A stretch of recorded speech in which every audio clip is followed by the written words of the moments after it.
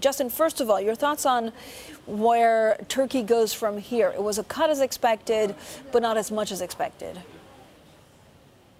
That's right. There's been a very minor relief rally in the lira today because the expectations going into this decision were fairly wide-ranging.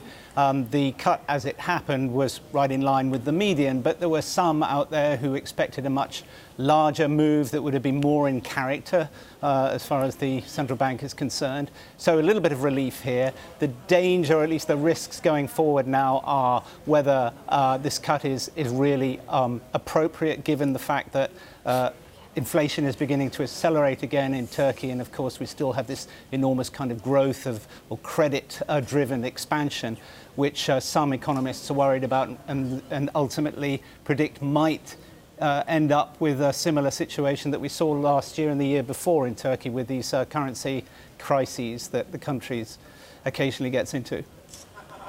But Justin, I mean, this is a difficult balance, right? We've had an unprecedented scale of easing under this new governor in Turkey, and he's managed so far not to freak out the markets, but also to keep President Erdogan on side. You know, how long can he continue doing this delicate balance?